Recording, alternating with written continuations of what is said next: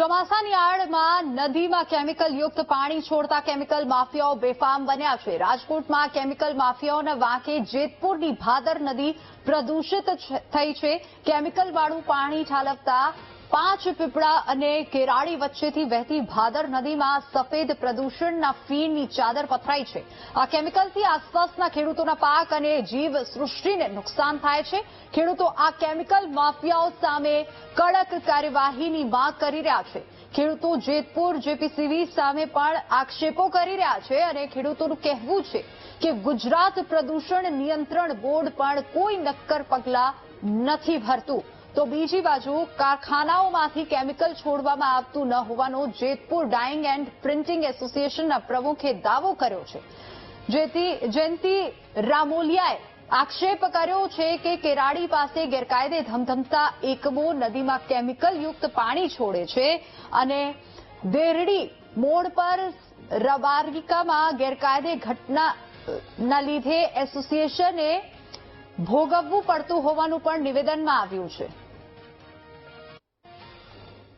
Chemical વાળું કાયમીના માટે માણાને ચામડીના રોગ થાય છે, શરીરમાં નુકસાન થાય, ઢોર પીએ તો ઢોરને નુકસાન થાય છે, જમીનમાં ખેતીવાડીમાં જાય તો ખેતીવાડીમાં નુકસાન થાય છે, શાકભાજી મોલ થતો નથી। આ પાણી ભાદર 2 માં જાય છે તો ન્યાના લોકોને પાણી પીવાની હું અગવડતા થઈ છે, હું થતું છે તો એ લોકો સમજતા છે, પણ સત્વરે ગમે એમ કહીને આ બંધ થવું જોઈએ।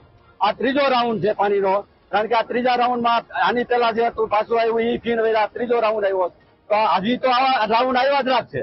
તો આને ગમે એમ કરી સત્વરે પાણી આ બંધ થવું જોઈએ કેમિકલ વાળું। આગળ માફિયાઓ પાણી છોડે છે કે કેમિકલ વાળું ભાદરમાં ગમે એને નાખતા હોય તો એ બંધ થઈ જવું જોઈએ।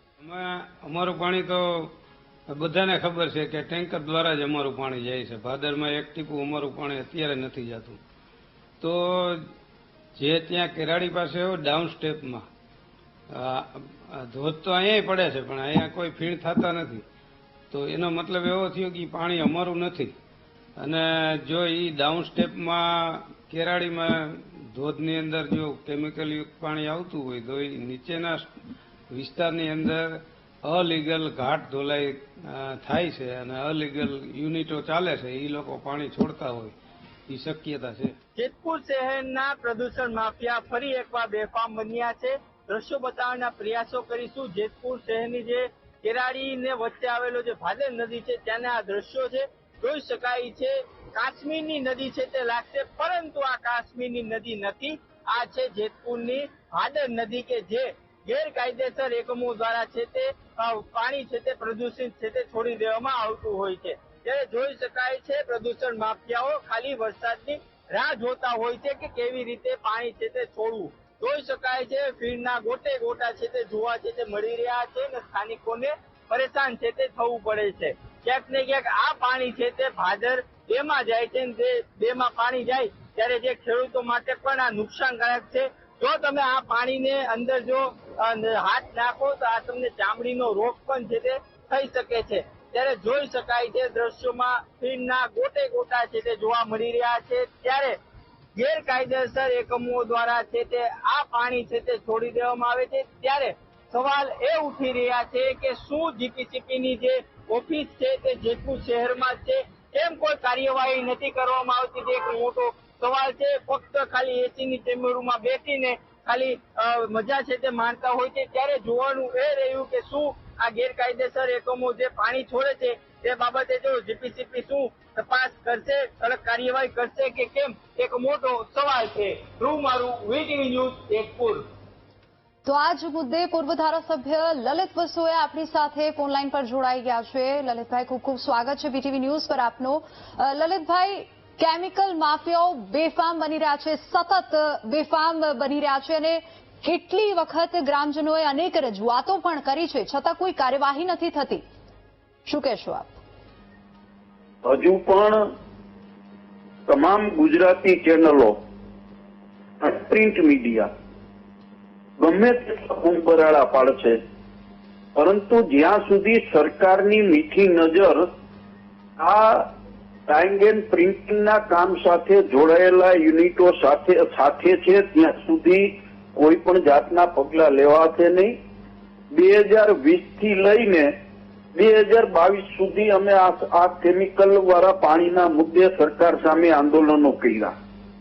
અને સરકારે ઝૂકીને ડીપ સી યોજના 600 કરોડ રૂપિયાના ખર્ચે મંજૂર કરી કે જેતપુરનું કેમિકલ યુક્ત પાણી એ સીધું પાઇપલાઇન મારફતે દરિયાની અંદર નાખવામાં આવે. યોજનાનું નામ આપવામાં આવ્યું ડીપ સી યોજના. જી આ યોજનાના ટેન્ડર થઈ ગયા, યોજનાનું કામ અપાઈ ગયું, વર્ક ઓર્ડર અપાઈ ગયા. લોકસભાની ચૂંટણી આવી ત્યારે પોરબંદરના ખારવા સમાજના લોકો, દરિયા કિનારાના લોકોએ આ યોજનાનો વિરોધ કર્યો અને એ વિરોધ પણ ભારતીય જનતા પાર્ટીના અર્જુનભાઈ મોઢવાડિયા અને મનસુખ માંડવિયાના ઈશારા ઉપર કરવામાં આવ્યો. બંનેએ ત્યાં ખારવા સમાજને ખાતરી આપી કે આ યોજના અમે નહીં થવા દઈએ. જી આ યોજનાનું કામ અત્યારે ખોરંભે પડ્યું છે. જો આ યોજના તાત્કાલિક ધોરણે બની જાય તો જેતપુરનું જે કઈ કેમિકલ યુક્ત પાણી છે એ સીધું દરિયાની અંદર ઠાલવવામાં આવે. પરંતુ ક્યાંક ને ક્યાંક ભારતીય જનતા પાર્ટીના આગેવાનો એવું ઈચ્છી રહ્યા છે કે જે કઈ ચાલે છે એ બરોબર છે અને એની પાછળનું કારણ છે કે જેટલા ડાઇંગ એન્ડ પ્રિન્ટિંગ બિન અધિકૃત રીતે જે ચાલે છે. હમણાં એક ટીવી ચેનલની અંદર ડાઇંગ એન્ડ પ્રિન્ટિંગ એસોસિએશનના પ્રમુખ જયંતિભાઈ રામોલિયાએ કીધું કે જેતપુરની આજુબાજુના વિસ્તારોની અંદર ઇનલીગલ, એના જ શબ્દો બોલું છું, ઇનલીગલ આવા યુનિટો ચાલે છે ને એ યુનિટો દ્વારા પાણી છોડવામાં આવે છે. તો ખરેખર સરકારે આ ઇનલીગલ જે પ્લાન્ટો છે કે જે ડાઇંગ એન્ડ પ્રિન્ટિંગ એસોસિએશન સાથે નથી જોડાયેલા અને જે લોકો ત્યાં ફિલ્ટર પ્લાન છે એ ફિલ્ટર પ્લાનની સાથે નથી જોડાયેલા કે પાણી ફિલ્ટર કરવાના પૈસા ન ભરવા પડે અને સીધી મબલક કમાણી કરવી પડે એવા યુનિટો સીધું પાણી રોકડા મારફતે ભાદર નદીની અંદર ઠાલવી રહ્યા છે. ખેડૂતોને નુકસાની થઈ રહી છે. ભાદર 2 માંથી 54 જેટલા ગામોને પીવા માટેનું પાણી આપવામાં આવે છે. 10,000 હેક્ટર જેટલી જગ્યામાં આ ભાદર 2 ડેમમાંથી સિંચાઈ માટેનું પાણી આપવામાં આવે છે અને પોરબંદર સુધી, જે પોરબંદર, કુતિયાણા અને ખેડ વિસ્તારની અંદર આ કેમિકલ યુક્ત પાણી જાય છે, જેને કારણે ખેડૂતોએ પારાવાર નુકસાની ભોગવવી પડે છે અને જમીનના તળો પણ બગડે છે. પરંતુ આપણે ગમે તેટલા બૂમ પરાળા પાડશું, આ સરકાર આંધળી બેડી સરકાર છે. એને આ ખેડૂતોની વેદના દેખાતી નથી. અને અમારા ભારતીય જનતા પાર્ટીના આગેવાનો, જે જેતપુરના ધારાસભ્ય જયેશભાઈ હોય, ધોરાજીના ધારાસભ્ય મહેન્દ્રભાઈ પાડલિયા હોય કે કુતિયાણાના ધારાસભ્ય કાંદલભાઈ જાડેજા હોય, ખરેખર આ લોકોના મત વિસ્તારની અંદર ખેડૂતો અને આમ જનતા આ પાણીથી મુશ્કેલી અનુભવી રહી છે. ત્યારે આ આગેવાનો જેતપુર ડાઇંગ એન્ડ પ્રિન્ટિંગ એસોસિએશનના અમુક ઉદ્યોગપતિઓને સાચવવા માટે લાખો ખેડૂતોની વેદનાને સમજતા નથી. એ દુઃખની વાત છે. અને જ્યાં સુધી ખેડૂતો પોતે જાગીને જન આંદોલન નહીં કરે ત્યાં સુધી આ પ્રશ્ન ઉભો રહેવાનો છે. જી લલિતભાઈ, આભાર અમારી સાથે જોડાવા.